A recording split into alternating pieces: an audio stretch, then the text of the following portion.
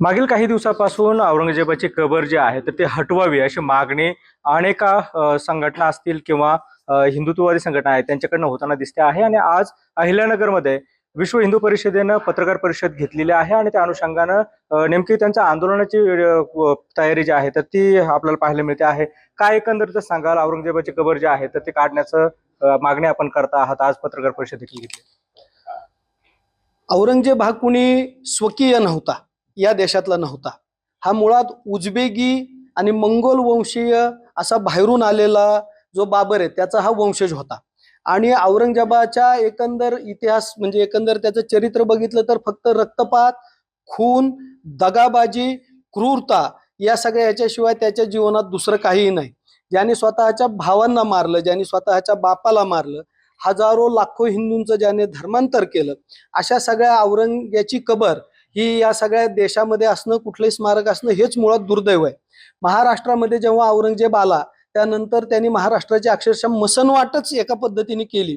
छत्रपती संभाजी महाराजांचा ज्या पद्धतीने छळून या औरंग्याने खून केला, 40 दिवस छत्रपती संभाजी महाराजांचा एक एक टप्प्यामध्ये वध होत होता.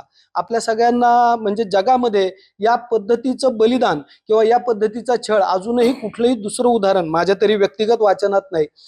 त्याच्याही पुढे जाऊन छत्रपती संभाजी महाराजांच्या पुत्राचा, छत्रपती शाहू महाराजांचा अनेक वेळा धर्मांतर करण्याचा याने प्रयत्न केला. प्रत्यक्ष नेताजी पालकरांचं याने धर्मांतर केलं, लाखो हिंदूंचं धर्मांतर केलं. आमच्या सगळ्या मंदिरांना, काशी विश्वनाथ मंदिराला त्याने पाडलं आणि त्या ठिकाणी ज्ञानव्यापी मशीद उभा केली. अजूनही आपण गेलात तर तो नंदीचं ज्या जुन्या मंदिराचं मुख आहे ते ज्ञानव्यापी मशिदीकडे तो नंदी अजूनही आपल्याला पुकारतोय. सोरटी सोमनाथाचं जे आमचं द्वादश ज्योतिर्लिंगांपैकी एक ज्योतिर्लिंग आहे तेही ज्योतिर्लिंग यांनी फोडलं. त्र्यंबक राजाचं मंदिर, त्र्यंबकेश्वरचं नाशिकचं याने फोडलं, नाशिकचं नाव याने गुलशनाबाद केलं. असा औरंग्या हा या देशाचा आदर्श होऊ शकत नाही. तर या औरंगजेबाचं या परकीय आक्रमकाची कुठलीही कबर कुठलंही स्मृतीस्थळ हे या देशातून नष्ट करण्यात यावं अशी आम्ही वर्तमान राज्य सरकारला मागणी करतो. त्या अनुषंगाने आपण आंदोलनाची जे हे केलेलं आहे, घोषणा केलेली आहे, नेमकं काय आंदोलन असणार आहे, कशा पद्धतीने येईल? आता आंदोलनाचा आपला पहिला टप्पा हा स्थानिक जे प्रशासनाचे माननीय अधिकारी आहेत, मग ते तहसीलदार असतील, ते जिल्हाधिकारी असतील, प्रत्येक तालुक्यामध्ये हे आंदोलन होईल, प्रत्येक जिल्ह्यामध्ये हे आंदोलन होईल. तर त्या ठिकाणी आपण त्यांना पहिल्यांदा ज्ञापन देणार आहेत. माननीय मुख्यमंत्र्यांच्या नावाने हे ज्ञापन जाईल आणि ते ज्ञापन दिल्यानंतर या ठिकाणी शासनाने सर्व प्रयत्न करून त्या ठिकाणी औरंग्याची कबर काढावी असं आपली शासनाला कधी आपण हे निवेदन देणार? हे निवेदन आपण देणार आहोत 17 मार्च 2025. त्या दिवशी मुहूर्त शिवछत्रपतींची तिथीनुसार जन्मदिन आहे, जयंती आहे. अशा जयंतीच्या दिवशी औरंगजेबाची कबर उद्ध्वस्त करावी यासारखा सुमुहूर्त असू शकत नाही.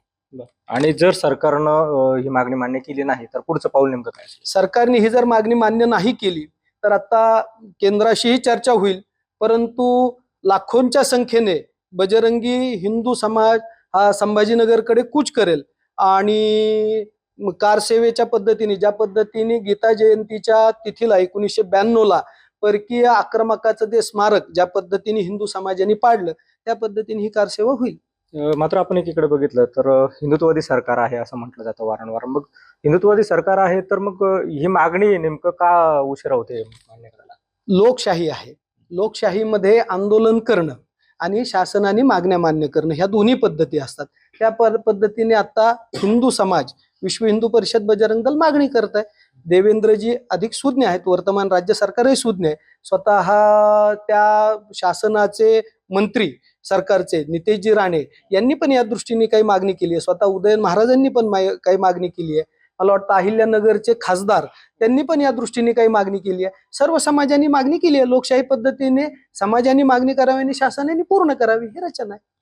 इथे अहिल्यानगरमध्ये आपण प्रेस घेत आहात आणि अहिल्यानगरमध्ये जर भिंगारमध्ये जर बघितलं तिथे देखील एक चौथरा आहे औरंगजेबाचा, तर त्या संदर्भामध्ये काय नेमकी?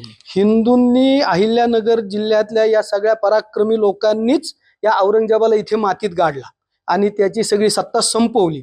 तर इथे ही आलमगीर नावानी जे जे काही असेल ते पूर्णपणे उद्ध्वस्त करावं अशी आमची शासनाला मागणी आहे. इथेच नाही तर पूर्ण देशभरात आलमगीर नावाने, औरंग्याच्या नावाने जे काही असेल ते उद्ध्वस्त केलं जावं. एकंदरीत जर बघितलं तर आलमगीर नावानं जे काही या देशामध्ये आहे ते सर्व उद्ध्वस्त करावे अशी मागणी जी आहे ती विश्व हिंदू परिषदेने केलेली आहे आणि त्यासाठी वेळप्रसंगी कार सेवा करण्याची देखील त्यांनी इशारा दिलेला आहे. कॅमेरा पर्सन प्रसाद सह सुनील भुंगळे, एबीपी माझा, अहिल्यानगर. एबीपी माझा, उघडा डोळे बघा नीट.